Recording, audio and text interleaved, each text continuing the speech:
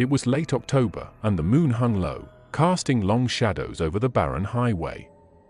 The world felt too quiet, like it was holding its breath. David, a truck driver for the last 15 years, had made this stretch of road countless times. The highway was long, isolated, and notoriously desolate. Only a few gas stations and small towns scattered along the way. Tonight was different, though. He had been driving for hours, the tires humming against the asphalt as he made his way toward the small town of Creek Ridge. There were no other vehicles on the road, the only light the faint glow of his truck's headlights. The radio crackled in the background, nothing but static and the occasional pop of static. His eyelids were heavy, but he couldn't afford to fall asleep, not with the empty, unwelcoming stretch of highway ahead of him. His mind wandered. He thought about the long haul ahead, the quiet night spent alone in his cabin. He thought about his wife, Rachel, and how he missed her. He thought about the countless lonely nights he'd spent driving this very route, the days and nights blurring together until they felt like one. It was peaceful in a way, the steady hum of the truck and the isolation providing a strange sense of calm, but tonight, there was something else in the air. He was nearing a particularly desolate part of the highway, a section with no towns for miles and barely any cell phone signal. He had passed a sign for a rest stop but chose not to pull over. He was tired, but not tired enough to stop yet. Besides, the rest stop was always empty, and he never felt quite right when he stopped there. As he drove, he noticed something strange in the corner of his eye, a movement. For a moment, he thought it was a trick of the light, but when he looked again, he saw her. A woman, standing on the side of the road, her figure outlined by the headlights. She was tall and thin, her hair a long cascade of black, and she wore a white dress that seemed to glow in the moonlight. She was motionless, staring straight ahead, as if waiting for something or someone. David's heart skipped a beat. The highway was eerily empty, and this stretch of road was far from any town. No one should have been out there, especially not at this hour. He slowed the truck down instinctively, the hum of the engine stilling as he approached her. He didn't know why, but he couldn't bring himself to drive past. Maybe it was pity, or maybe it was a sense of duty, but he found himself pulling over to the shoulder of the road. The woman didn't move. She didn't acknowledge him at all. David rolled down the window, leaning out slightly to get a better look. "Hey, you need help," he called, his voice carrying into the cold night air. For a moment, nothing happened.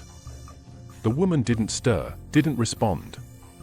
Just stood there, motionless, her back slightly arched as if straining against an unseen force, and then, without warning, she turned toward the truck. David's breath caught in his throat.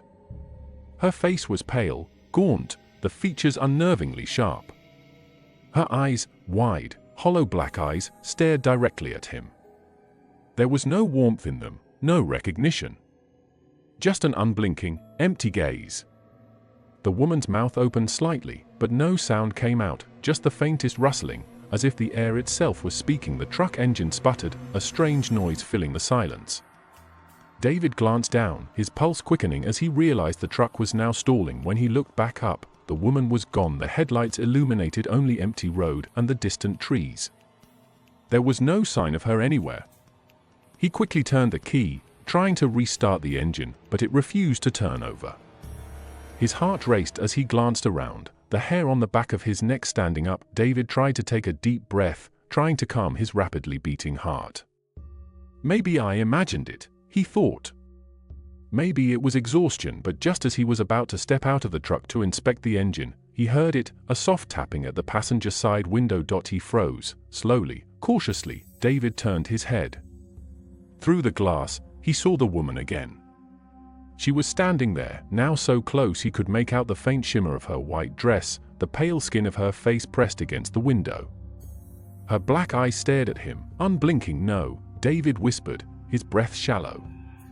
He slammed his foot on the accelerator, desperate to drive away. But the truck didn't move.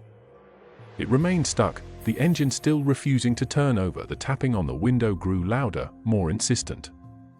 David's heart raced. He knew, deep down, that something was terribly wrong, but he couldn't bring himself to get out of the truck. The woman's figure moved again, now standing just behind the truck, her shape distorted in the reflection of the rearview mirror. David couldn't look away. Something told him that if he did, he would see something he wasn't supposed to see, and then, without warning, he heard a voice. "Help me!" David's blood ran cold as the voice came from all around him, not just from the woman outside but from the air itself. It was a whisper, a plea, soft and heartbreaking.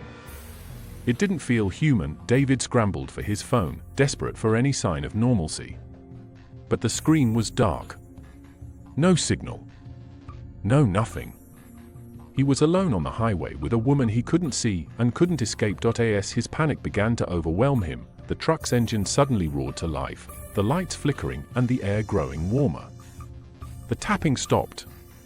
The voice faded, and David didn't wait to see if she would appear again. With shaking hands, he slammed the truck into gear and sped off into the night. The headlights blurred as he drove faster and faster, the road stretching endlessly in front of him. When he reached the next gas station, he didn't stop. He didn't look back. He just kept driving, straight through the night, until the sun began to rise, washing the highway in pale light. He never spoke of what happened to anyone.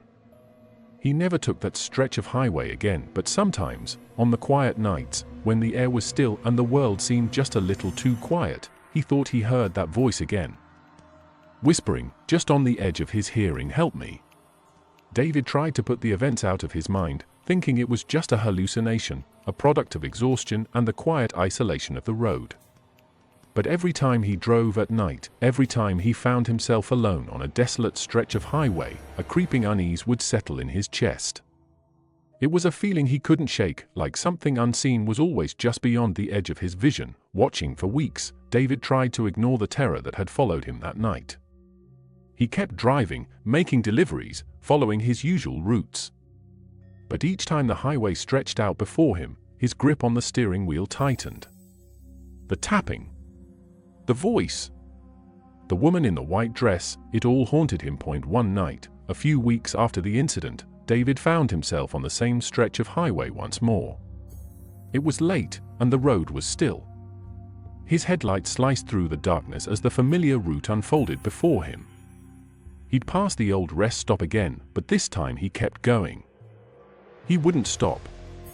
He couldn't. His mind replayed the night he saw the woman, every detail so vivid it felt like it had just happened. The woman's cold, unblinking eyes. The strange, unsettling silence that had surrounded him. Her voice. "Help me." David took a deep breath, trying to steady himself. He focused on the road ahead, trying to keep his thoughts away from that night. The hum of the tires on the asphalt seemed to lull him into a false sense of comfort.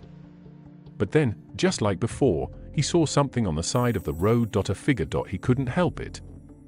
His heart skipped a beat as his eyes snapped toward the shadowy shape standing by the road. This time, there was no pale blue dress. No glowing figure. Just a man, tall and thin, his face obscured by the darkness. David's breath hitched. He tried to look away, but his body seemed to betray him, his eyes glued to the figure. For a brief moment, the man's face shifted, as though his skin was stretching unnaturally, his features warping like clay in the dark. The image was so unsettling that David's hand instinctively reached for the wheel, his body ready to speed past. But then the man's figure seemed to dissolve into the shadows, vanishing from sight. David's mind raced. What the hell was happening? The voice. The woman. The figure. He couldn't explain it. And yet, the fear remained, gnawing at him from within. But the strangest part came next. As David passed the spot where the figure had vanished, his eyes caught something in the rearview mirror. A pale face. He slammed on the brakes, almost swerving off the road. His heart pounded in his chest as he whipped his head around. The passenger seat was empty. But the reflection in the mirror was unmistakable. The woman, she was sitting there, her black eyes staring straight at him. But this time, it wasn't just a reflection. It was real. Her form was a faint silhouette, translucent, as if she wasn't fully there, like a ghost caught between worlds. David's breath caught in his throat, and his fingers clamped down on the steering wheel. His mind screamed for him to drive faster, to get away, but he couldn't tear his eyes away from the rearview mirror. The woman's mouth opened again. "Help me." Her voice was no longer a whisper, but a desperate plea, an almost mournful sound. She reached toward him, her fingers curling against the glass as if she were begging for him to listen, to do something. The air in the cab grew cold, freezing him in place. His knuckles turned white as he clutched the wheel, eyes locked on the figure in the mirror. His thoughts were racing. She's real. She's not just a hallucination.